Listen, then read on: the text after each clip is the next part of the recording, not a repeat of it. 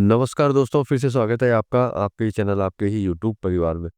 किशमिश के ऊपर चर्चा करेंगे। किशमिश में आपने देखा है कि अच्छे खासे उच्चतम मतलब बहुत अच्छी रेट के अंदर ऊपर की साइड जो है कंटिन्यू चल रही है। और सबसे बड़ी चीज़ है कि भाई इसमें तेज़ी के कारण क्या है? और सबसे बड़ी बात है कि आगे क्या इसके अंदर तेज़ी रहेगी या नहीं रहेगी? क्योंकि देखिए सबसे बड़ी चीज़ क्या होती है कोई भी कमोडिटी के अंदर, कि जब वो तेज़ चल रही होती है तो सिर्फ़ ज अपने को जो है सिर्फ़ तेज़ी दिखाई देती है, उसके अलावा जो है अपने को कुछ दिखाई नहीं देता है।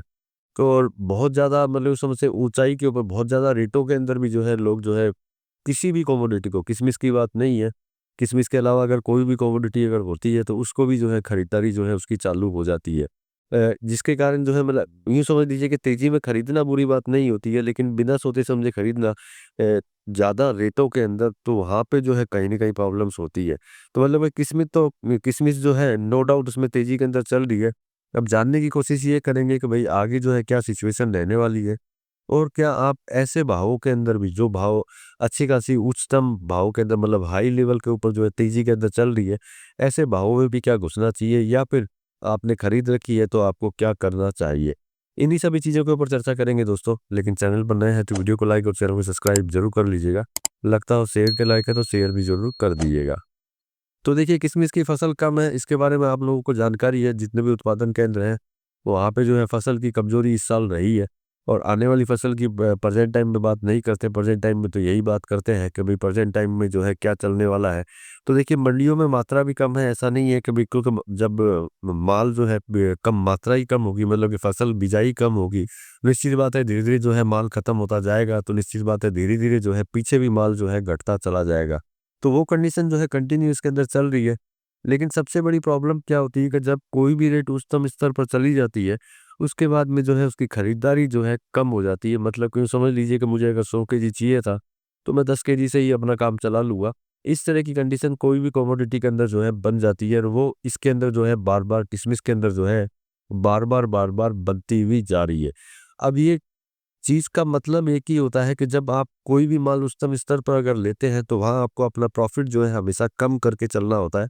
क्योंकि ब मोस्टली होता क्या है कि अगर मैंने ₹200 में ली और किसी ने बोला 400 तक जाएगी, तो वो 400 नहीं तो 350 तक का तो टारगेट जो है वो ले ही लेता है और वही जो है वो सबसे बड़ी गलती कर बैठता है।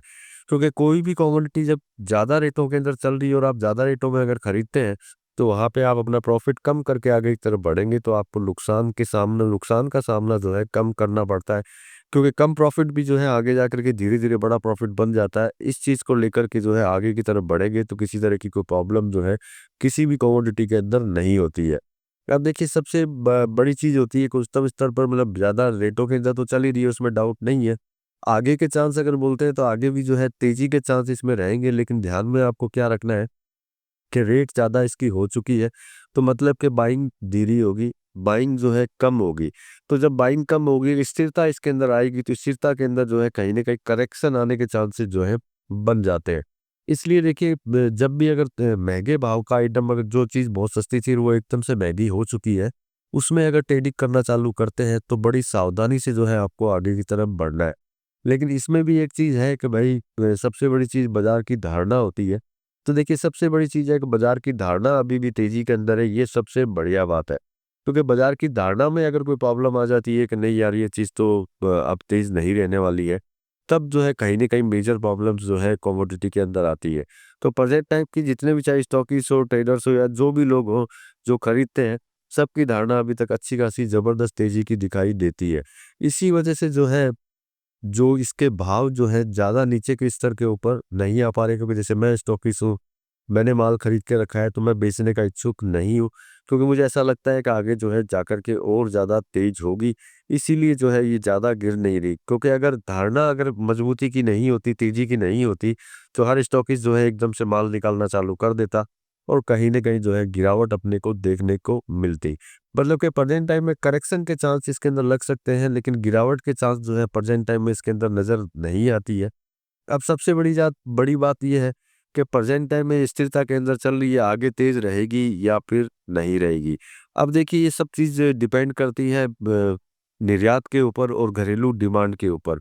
तो प्रेज़ेंट टाइम की सिचुएशन के अंदर ना तो घरेलू डिमांड इतनी है और निर्यात जो है मोटा-मोटी पूरा का पूरा बंद है। मतलब कि सीधी-सी बात इसके अंदर ये हुई कि कुछ समय का इंतज़ार जो है आपको करना होगा। कुछ समय अगर इंतज़ार करते हैं, तो शायद आने वाले कुछ दिनों के अंदर जो है निर्यात भी चालू हो और साथ में जो है डोमेस्टिक डिमांड भी बढ़े। तो मतलब वो दोनों डिमांड अगर बढ़नी चालू होगी, तो निश्चित बात है कहीं न कहीं जो है आपको तेज़ी जो है ज़रूर दिखाई देगी। और जब भी तेज़ी आपको दिखाई दे, जो मैंने आपको बोला है कि छोटा-छोटा मुनाफ़ा लेकर के आगे की तरफ बढ़ते रहें, जिससे कि कभी भी बड़े नुकसान से जो है बचने के चांसेस जो है आपको मिल जाते हैं।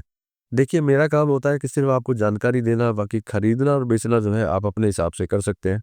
मिलेंगे अगली वीडियो में अगली जानकारी के साथ में, तब तक के लिए धन्यवाद।